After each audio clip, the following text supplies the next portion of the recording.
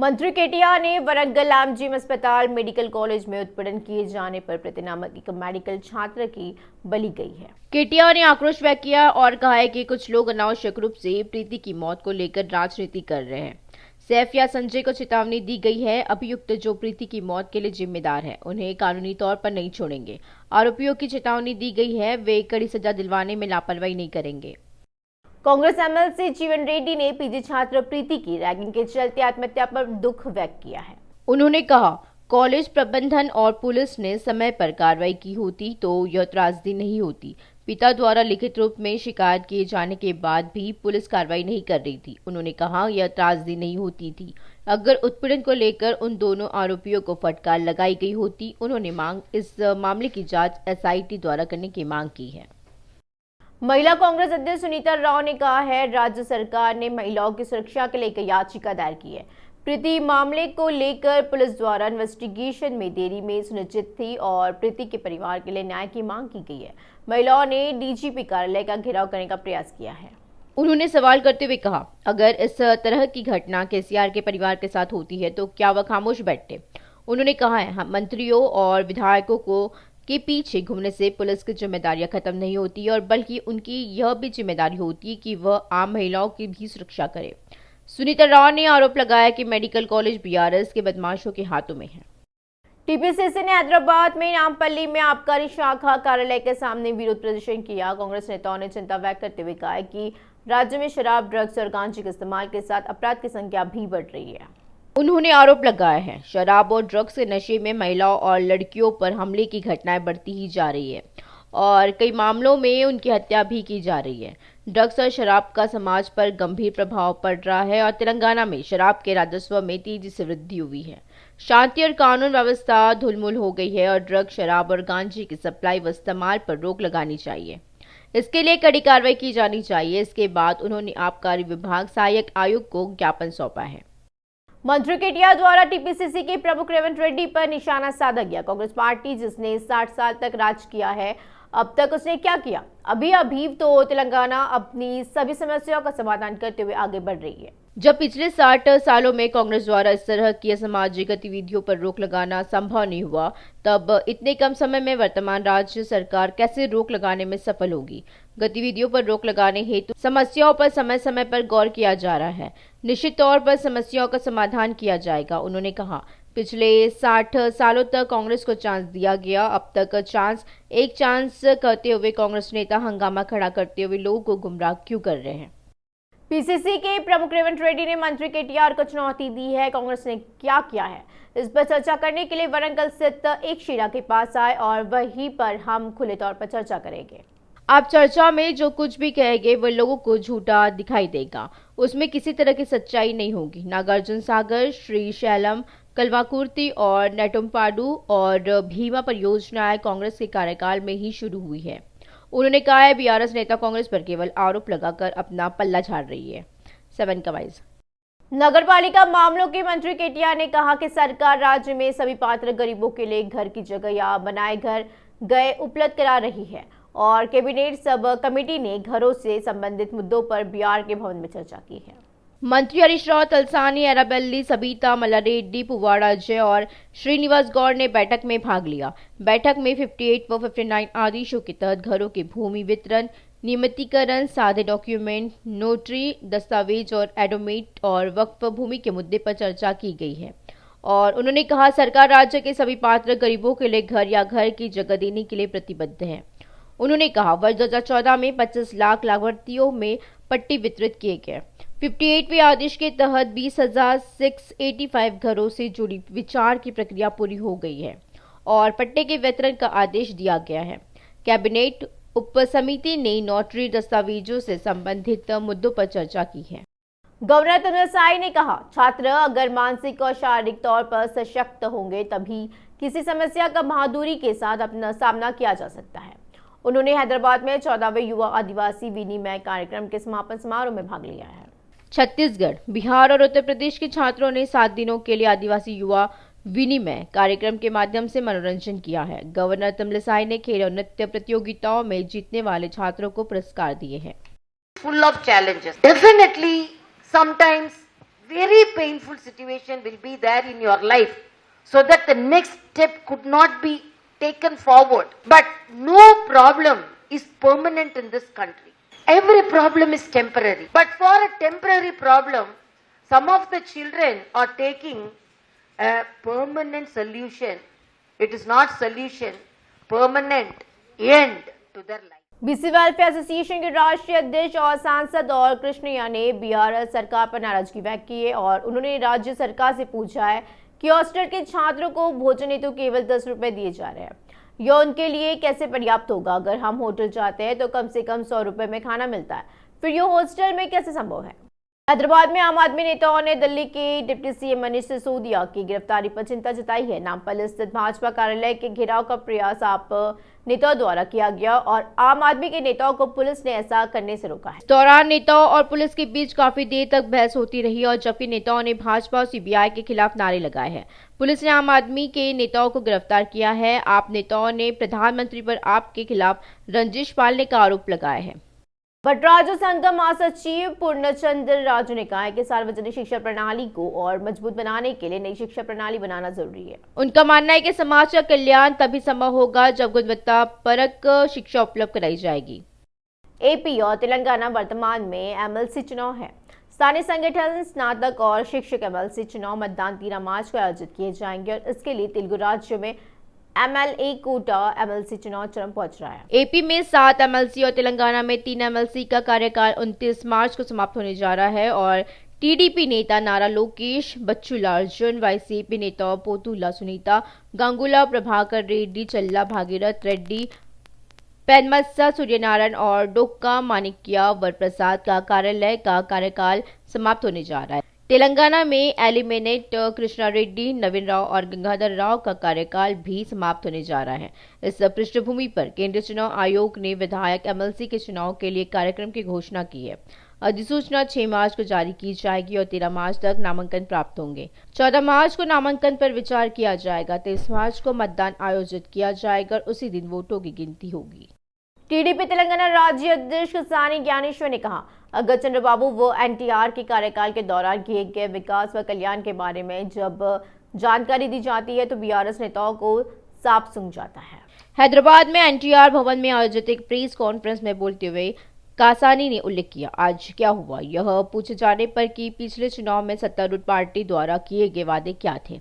इस पर मंत्री निरंजन रेड्डी बौखला जाते हैं और टीडीपी के खिलाफ टिप्पणियां करने लगते हैं।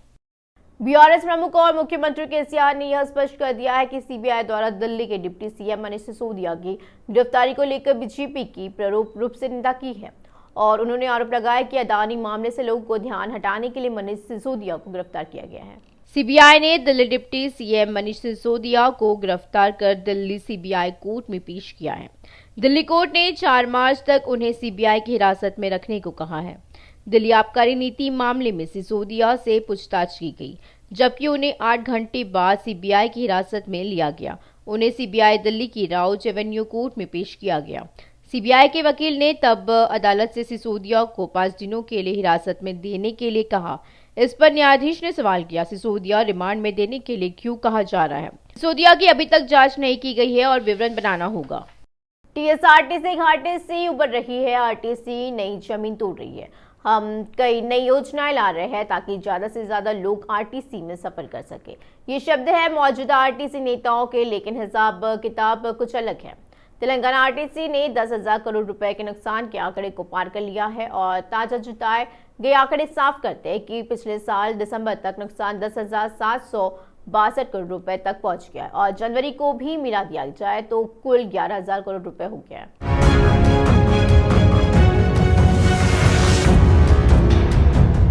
तेलंगाना बनने के बाद से ही संगठन घाटे में चल रहा है।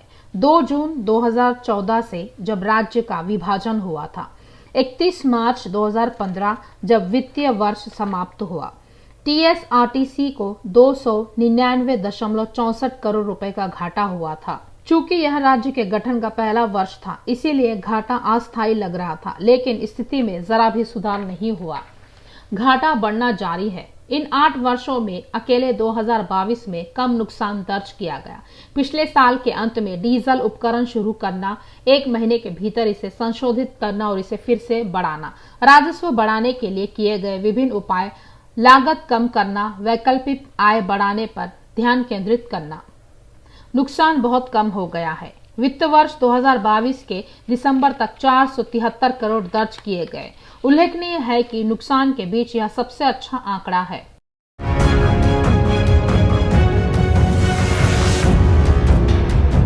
आरटीसी में वेतन संशोधन जो 2013 में होना था, 2015 में हो गया।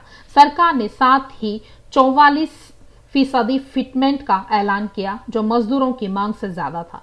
भारी वेतन वृद्धि से आरटीसी पर 850 करोड़ रुपए का नया बोझ आ गया है, लेकिन अधिकारियों ने अतिरिक्त आय बढ़ाने की दिशा में न्यूनतम कदम भी नहीं उठाए हैं। चूंकि सरकार ने भी पर्यवेक्षण की अनदेखी की, घाटे में अचानक वृद्धि हुई।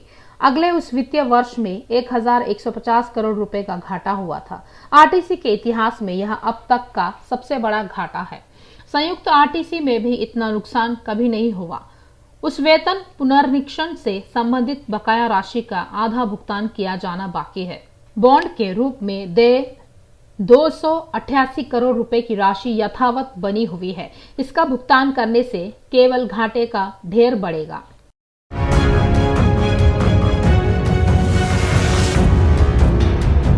2019 में आरटीसी के इतिहास में सबसे बड़ी हड़ताल देखी गई। मजदूरों ने 52 दिनों तक बसों को फ्रीज किया। नतीजतन 2019 से 20 में 1002 करोड़ रुपए का घाटा दर्ज किया गया। उसके तुरंत बाद कोविड महामारी के चलते 2 साल तक बसें ठीक से नहीं चली। इससे घाटा बेतहाशा बढ़ गया। हालांकि हाल के सुधारों के कारण 35 डिपो अब लाभदायक है। अन्य 20 डिपो ब्रेक इवन तक पहुंच गए हैं। अन्य डिपो में घाटा कम हुआ है। अगर यही स्थिति बनी रही तो अधिकारियों को उम्मीद है कि अप्रैल तक नया घाटा पूरी तरह काबू में आ जाएगा। लेकिन एक राय है कि स्थिति इतनी आसानी से बदलने वाली नहीं है। कहा गया है कि डीजल सेस बढ़ने से ही घाटा कम होगा। फिर भी वैकल्पिक आय नहीं बढ़ी है।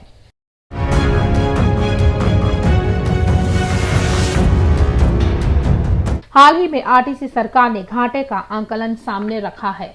AIRTC, CCS और PF के बकाया पर एक रिपोर्ट दी गई है। लेकिन पिछले साल के बजट में सरकार ने आरटीसी के लिए 1500 करोड़ रुपए की राशि का प्रस्ताव किया था, लेकिन जब तक ताजा बजट पेश किया गया तब तक सिर्फ 600 करोड़ रुपए जारी किए जा चुके हैं।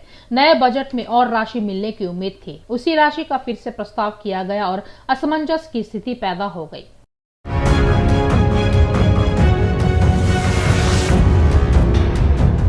हाल के कुछ फैसलों से हम आरटीसी के घाटे को बड़े पैमाने पर कम करने में सक्षम हुए हैं। हम इसे और कम करने के लिए कदम उठाएंगे। डीजल सेस और सेफ्टी सेस से कंपनी की आमदनी बढ़ी है और सरकार अपनी ओर से हर साल 1500 करोड़ रुपए दे रही है। हालांकि केंद्र से मिलने वाले फंड के रुक जाने से कुछ मुश्किलें खड़ी हो गई। अगर वे भी आते हैं तो आरटीसी को और मदद मिलेगी। आरटीसी के अध्यक्ष बाजीरेड्डी गोवर्धन ने कहा है कि राजस्व कुछ बढ़ सकता है क्योंकि बड़ी संख्या में नई बसें आ रही है।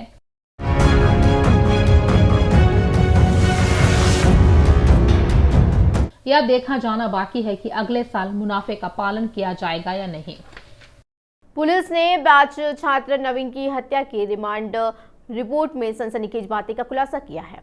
पुलिस ने कहा 3 महीने पहले नवीन की हत्या की योजना बनाई गई थी।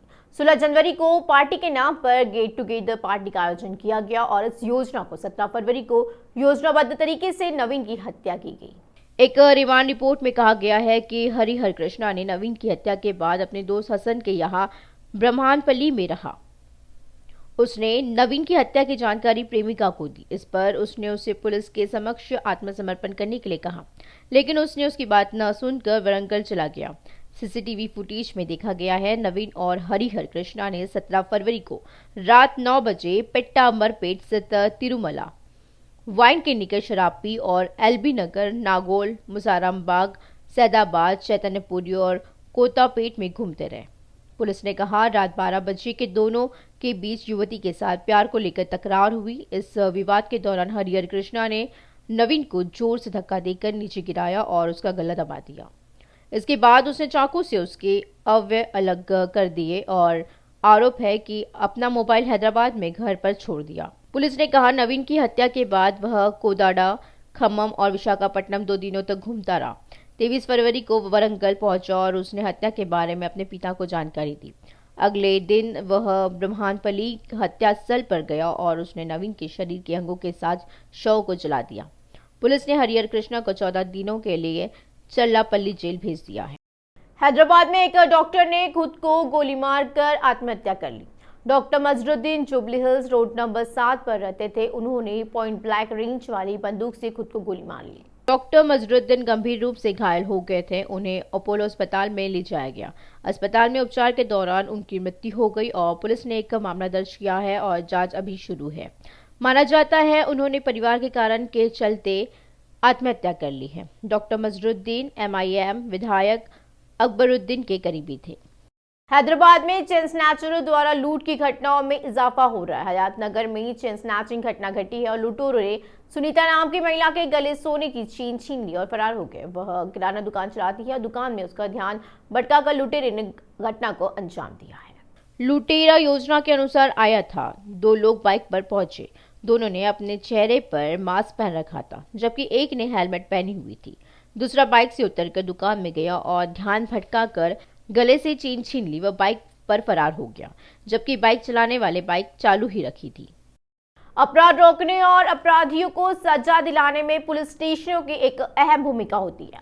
जनता के लिए पुलिसकर्मी और स्टेशन जितने अधिक सुलभ हो उतना ही अच्छा है, क्योंकि अपराध को नियंत्रित करना, शांति और सुरक्षा बनाए रखना आसान हो जाता है। राज्य सरकार इस दिशा में कदम उठा रही है। राजधानी शहर के 3 आयुक्तालयों में एक नए पुलिस स्टेशन स्थापित किए गए हैं।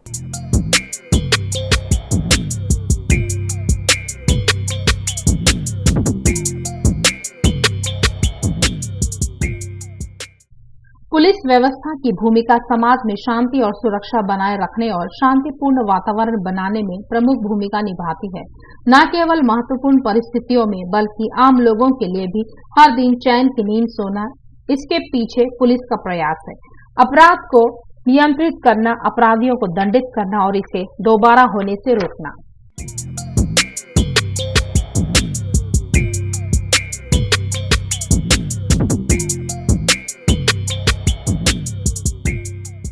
विशेष रूप से हमारी राजधानी हैदराबाद में, जिसकी आबादी 1 करोड़ से अधिक है, शांति और सुरक्षा बनाए रखना चाकू की धार जैसा है।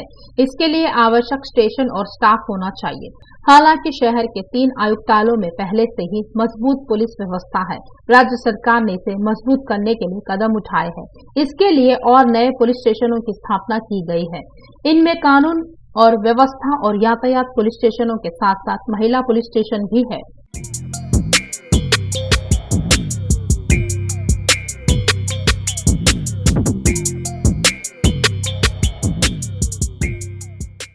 हैदराबाद कमिश्नरेट के तहत नवगठित मंडलों, जोनों और पुलिस स्टेशनों की सीमाएं उच्च अधिकारियों ने तय कर ली है। वहां से गतिविधियां संचालित करने की समुचित व्यवस्था की जा रही है। इसके लिए भवनों की जांच की जा रही है। ऐसा लगता है कि उनमें से कुछ के लिए सीमाओं को अंतिम रूप दे दिया गया है। मौजूदा बेगमपेट के साथ साथ 13 नई कानून व्यवस्थाएं, 5 नए महिला स्टेशन स्थापित किए गए हैं। सभी महिला पुलिस स्टेशनों में विशेष महिला सुरक्षा विंग जोन बनाने के लिए कदम उठाए गए हैं। अधिकारियों ने कहा, सभी 8 जोन ने अपनी सीमाओं, पुलिस स्टेशनों और ACP मंडलों के समायोजन की प्रक्रिया पूरी कर ली है।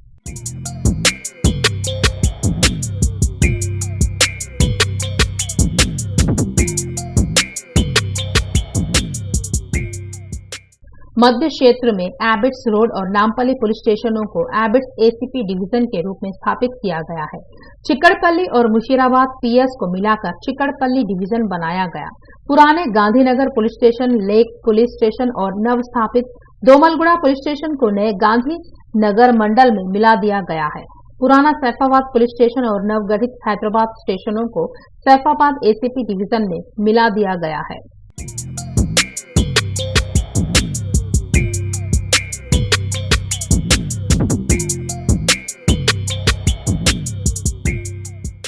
पूर्व क्षेत्र क्षेत्र में मौजूदा अंबरपेट और काचीगुड़ा पुलिस स्टेशन को काचीगुड़ा डिवीजन में रखा गया है। लालागुड़ा और चिलकलगुड़ा के साथ नवगठित वारसीगुड़ा पुलिस स्टेशन अब से चिलकलगुड़ा डिवीजन में काम करेंगे। उस्मानिया विश्वविद्यालय के नवगठित एसीपी डिवीजन में ओयू और नल्लाकुंटा पीएस का विलय कर दिया गया। सुल्तान बाजार मंडल में अफजलगंज, सुल्तान बाजार और नारायणगुड़ा स्टेशन रखे गए हैं।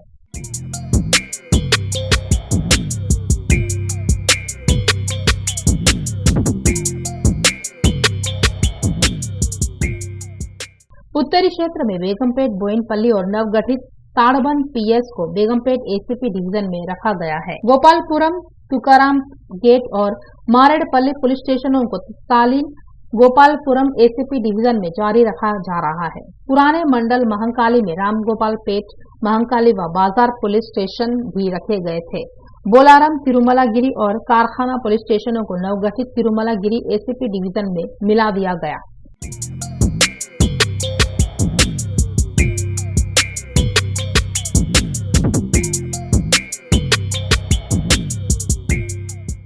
साउथ जोन में चारमीनार, कमाठीपुरा, हुसैनी आलम स्टेशनों को चारमीनार एसीपी डिवीजन में रखा गया है। फलकनुमा, बहादुरपुरा और कालापत्थर पुलिस स्टेशनों को पुराने फलकनुमा मंडल में जारी रखा जा रहा है।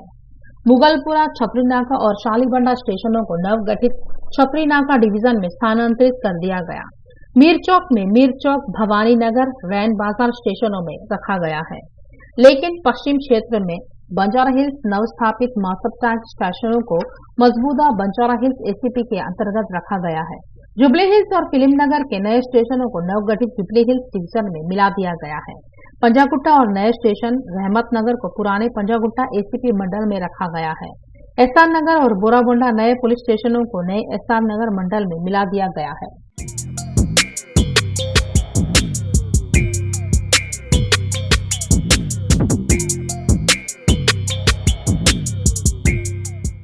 दक्षिण पूर्व में Bandlaguda new police station, Kanchanbagh और चंद्रायणगुट्टा पुलिस स्टेशनों को नवगठित चंद्रायणगुट्टा डिवीजन में मिला दिया गया है। संतोष नगर, मादन्नापेट और सैदाबाद पुलिस स्टेशनों को नवगठित सैदाबाद मंडल में मिला दिया गया। मलकपेट, चादरघाट और डबीरपुरा पुलिस स्टेशनों को मलकपेट डिवीजन में रखा गया है।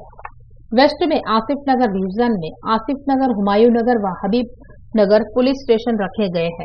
गोशामैल एसीपी मंडल में बेगम बाजार, शाहीनाथगंज और मंगलाट को मिला दिया गया है। नवगठित टोली चौकी, गोलकोंडा और लंगर हाउस पुलिस स्टेशनों को नवगठित गोलकोंडा डिवीजन में मिला दिया गया है। नवगठित गुड्डी मलकापुर, कुलसुमापुर और टप्पा चबूतरा पुलिस स्टेशनों को नवगठित कुलसुमापुर डिवीजन में मिला दिया गया।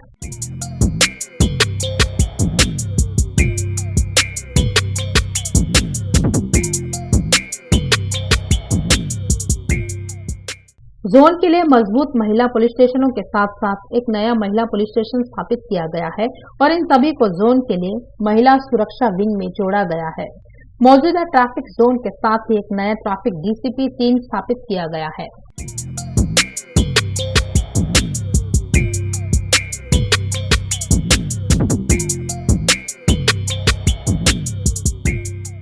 शबरीमाला अयप्पा स्वामी के लाखों श्रद्धालुओं द्वारा पूजा की जाती है। अयप्पा भक्त माला पहनकर बड़ी की श्रद्धा के साथ अयप्पा स्वामी की पूजा करते हैं। इन भक्तों पर नासिक बैरी नरेश द्वारा आपत्तिजनक टिप्पणियां की गई और इस पर अयप्पा भक्तों ने बैरी नरेश पर हमला किया है। अयप्पा स्वामी के भक्तों ने एक बार फिर नासिक बैरी नरेश पर हमला कर दिया और वरंगल जिला हनुमाकोंडा के गोपालपुर क्षेत्र में नरेश पर हमला किया गया। अयप्पा भक्तों और हिंदू समाजों के नेताओं द्वारा नरेश को पीटा गया।